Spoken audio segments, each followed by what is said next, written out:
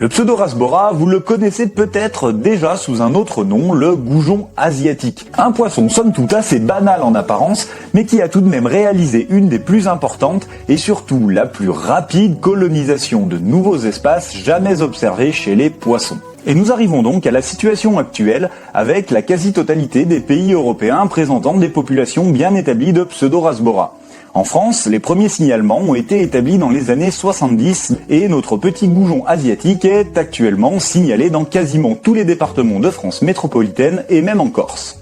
Alors regardons d'un petit peu plus près ce qui lui a permis cette prouesse. La maturité sexuelle arrive très tôt, dès la 2e année, alors qu'il faut attendre entre 2 et 4 ans pour les autres petits poissons blancs. Et les femelles peuvent pondre jusqu'à 9 fois dans l'année avec une fécondité variable, environ 1000 œufs à chaque ponte. Rajoutez à cela un bol alimentaire hyper large et une grande plage de température supportée et vous obtenez un poisson particulièrement efficace pour la colonisation de nouveaux milieux. Très opportuniste concernant son alimentation et très peu difficile en matière d'habitat, le Pseudorasbora représente donc un concurrent plus que solide pour nos petits poissons blancs autochtones, ce qui en soi suffit déjà à s'inquiéter de sa présence dans nos eaux.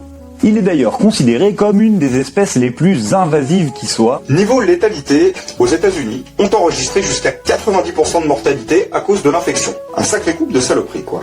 Pour finir, nous insistons sur le fait qu'en cas de capture de Pseudorasbora, les poissons doivent être absolument remigrés. Vu les taux de mortalité que peuvent entraîner sa présence dans les piscicultures, cela ne peut être que bénéfique.